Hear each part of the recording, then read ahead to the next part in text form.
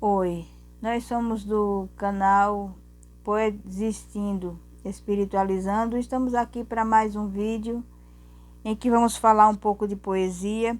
Esse canal que ele tem por primazia falar sobre filosofia, poder da mente, espiritualismo, espiritualidade, espiritismo, filosofia, como eu já citei aqui, e sobretudo nós começamos com poesia, com os poetas. Por que nós começamos com os poetas? Porque foram as pessoas mais sensíveis, que mais estiveram perto desse universo de espiritualidade misturado com a questão socioeconômica. Eles tinham as duas coisas. E muitos dessas pessoas tinham consciência. No caso Castro Alves, ele era kardecista. Ele não morreu apenas por se autodestruir, porque era uma pessoa boêmia, né?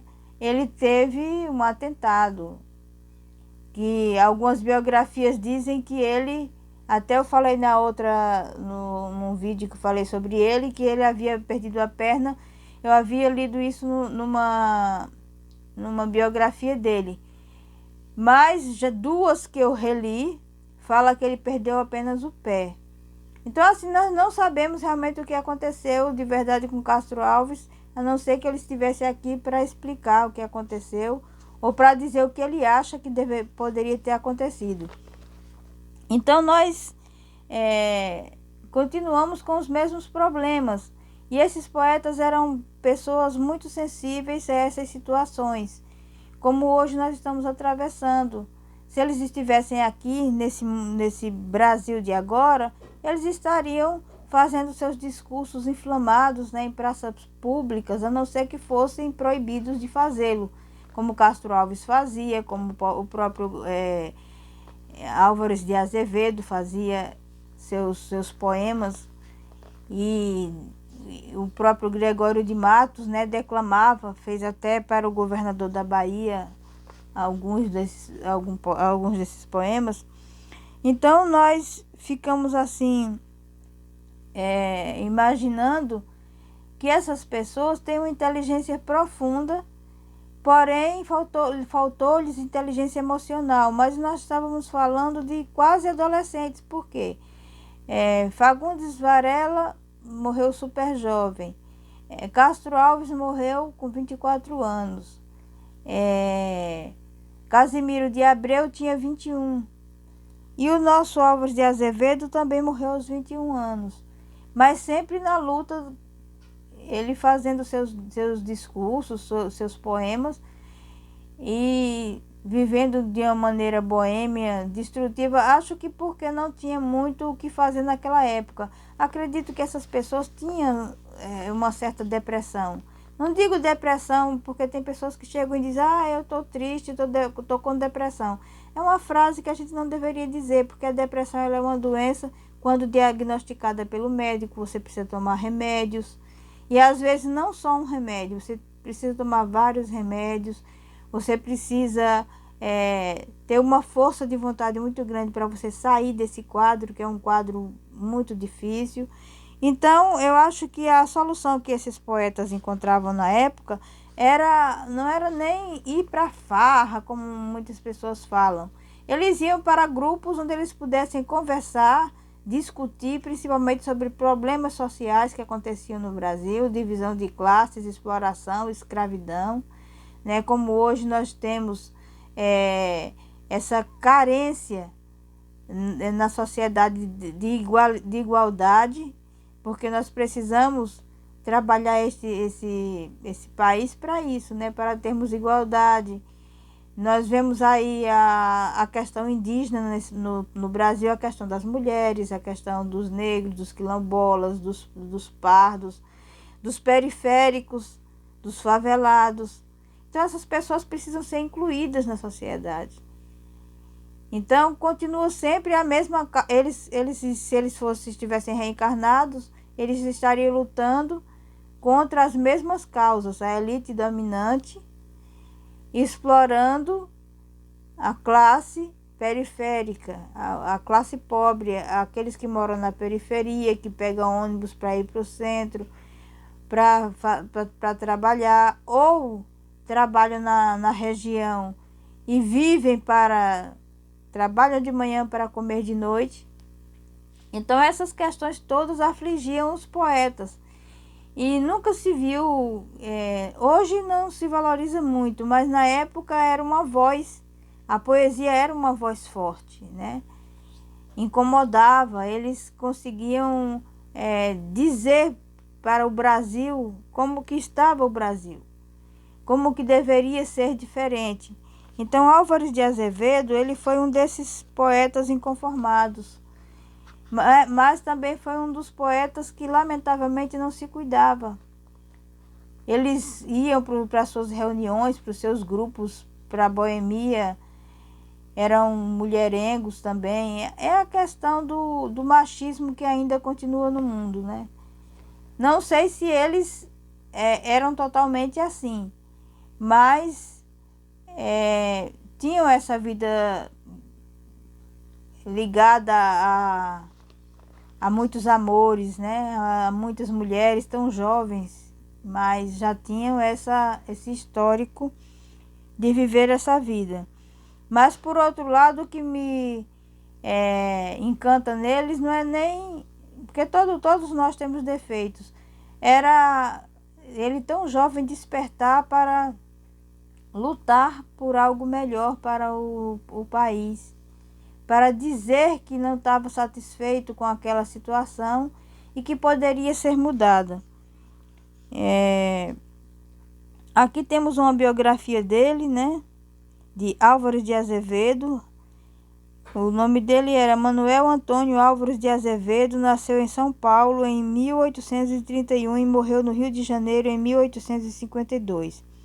Fez o curso secundário no Colégio Pedro II e a Faculdade de Direito em São Paulo. De vida boêmia e agitada, morreu aos 21 anos, sem completar sua formação literária.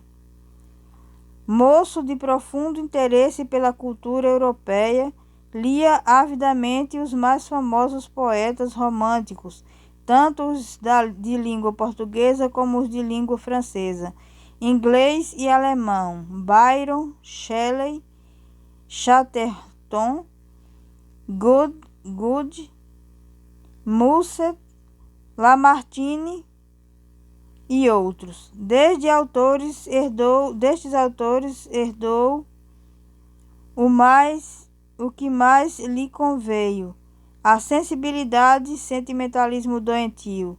Seus temas preferidos eram amor, morte, tédio, musas, mãe e irmã. Tinha verdadeira obsessão pela morte. Ficou no romantismo brasileiro como poeta da dúvida, da tristeza e da nostalgia.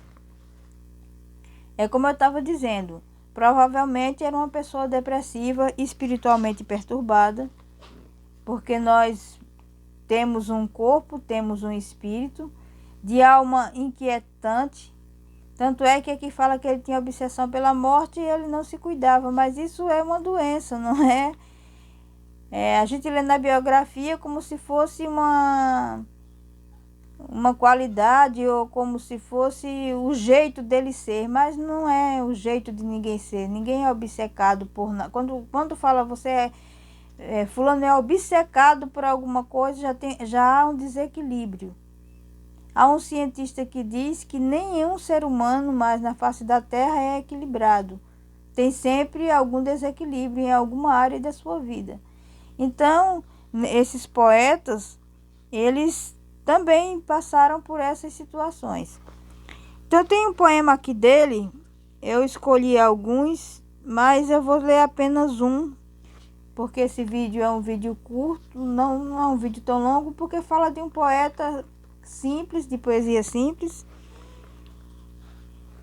Chama-se Lembrança de Morrer. Quando em meu peito rebentar-se a fibra, que o espírito enlaça a dor vivente, não derramem por mim nenhuma lágrima em pálpebra demente, e nem desfilem na matéria impura a flor do vale que adormece ao vento. Não quero que uma nota de alegria se cale por meu triste pensamento. Eu deixo a vida como deixo o tédio. Do deserto o poento caminheiro, como as horas de um longo pesadelo, que se desfaz ao dobre de um cineiro. Só levo uma saudade, é dessas sombras que eu sentia velar nas noites minhas. De ti, ó minha mãe, pobre coitada, que por minha tristeza te definhas.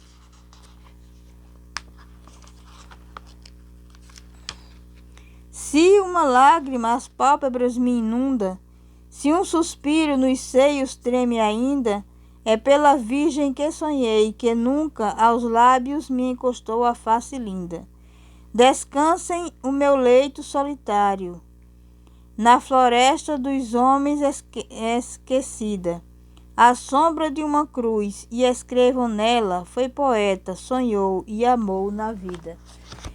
Então ele tinha um talento muito grande para fazer as suas rimas, para fazer os seus poemas, mas em compensação tinha esse lado do descuido. Nós, seres humanos, temos que entender que nós precisamos cuidar também do nosso espírito.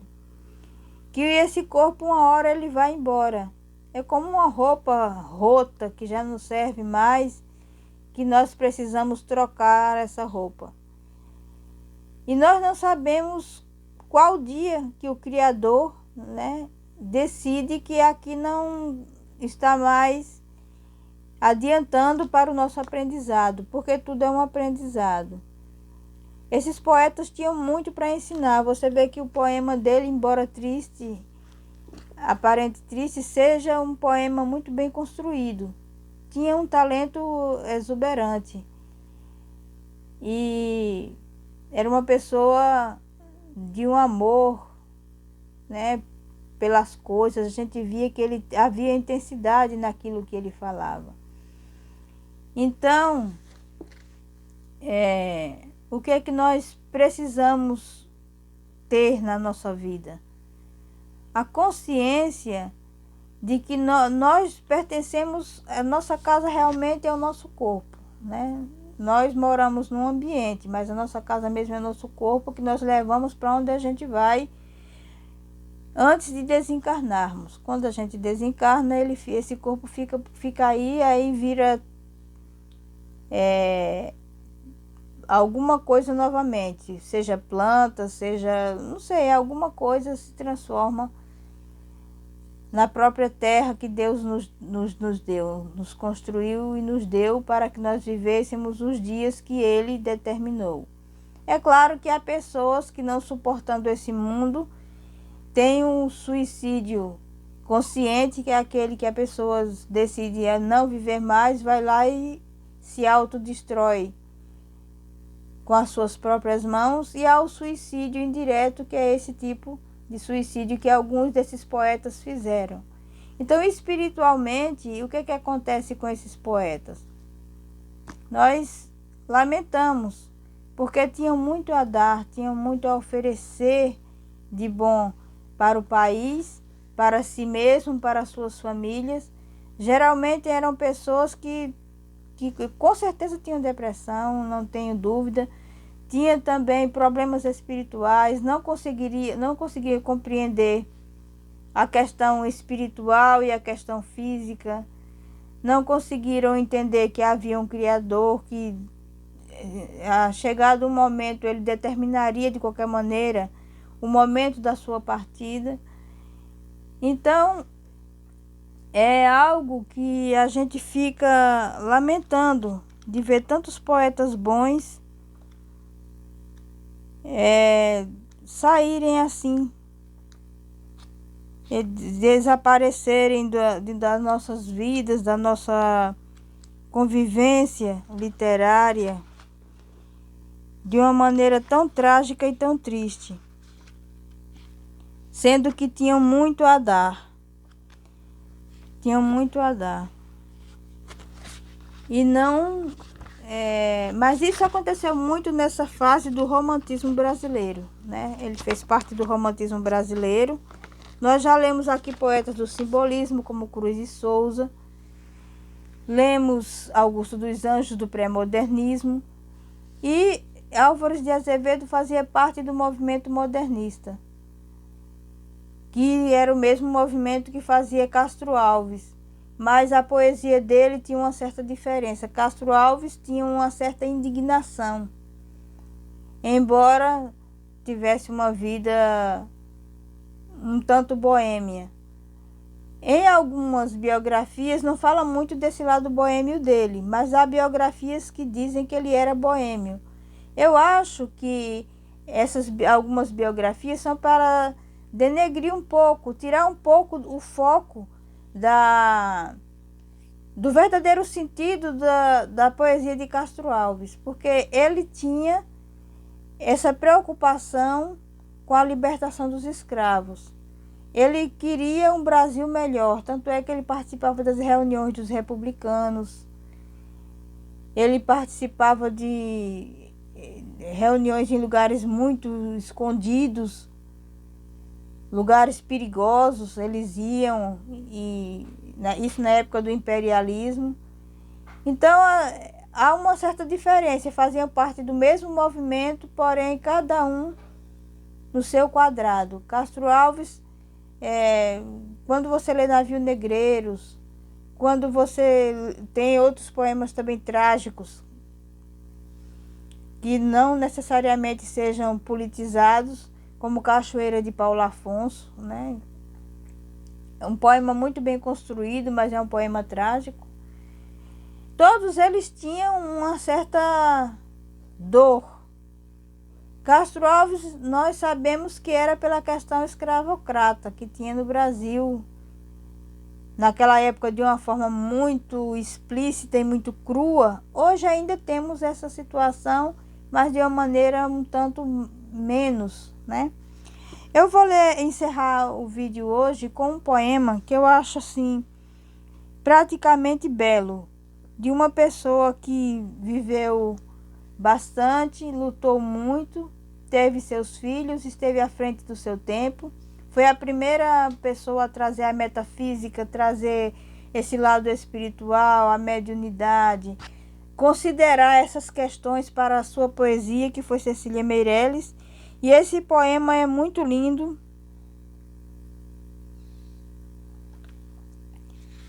Na verdade, eu acho que eu vou preferir ler Manoel Bandeira. Eu vou deixar Cecília Meirelles para um outro dia, porque eu pretendo trazer a biografia dela. Manoel Bandeira, eu já li a biografia dele. Então eu vou trazer um poema que fala sobre uma coisa que eu gosto muito, que é o vento. Não aquele vento de derrubar casas, né? Então se chama Canção do Vento e da Minha Vida. O vento varria as folhas, o vento varria os frutos, o vento varria as flores. E a vida ficava cada vez mais cheia de frutos, de flores, de folhas. O vento varria as luzes, o vento varria as músicas, o vento varria os aromas. E a minha vida ficava cada vez mais cheia de aromas, de estrelas, de cânticos. O vento varria os sonhos e varria as amizades. O vento varria as mulheres. E a minha vida ficava cada vez mais cheia de afetos e de mulheres. O vento varria os meses e varria os teus sorrisos. O vento varria tudo e a minha vida ficava cada vez mais cheia de tudo. Então isso é muito bonito, esse poema de Manoel Bandeira. Então eu escolhi o mesmo para encerrar esse vídeo, porque fala da natureza, fala da esperança, né, que nós temos, desse vento da mudança que possa vir para o nosso país, para a nossa vida, que nós tenhamos a consciência de que devemos sempre mudarmos, nos melhorarmos, evoluirmos, porque esse corpo aqui uma hora vai falir, e vai ficar o nosso espírito. Nós somos o nosso espírito. O corpo é apenas uma vestimenta. Que tenhamos essa consciência. E namastê, né? Namastê para Manuel Bandeira. E namastê para todos vocês que assistem o canal. Eu espero que vocês continuem assistindo, quem se interessa por esse tema. Continue dando o seu like. Eu agradeço a todos que se inscreveram, que deram like. E até o próximo vídeo. Valeu!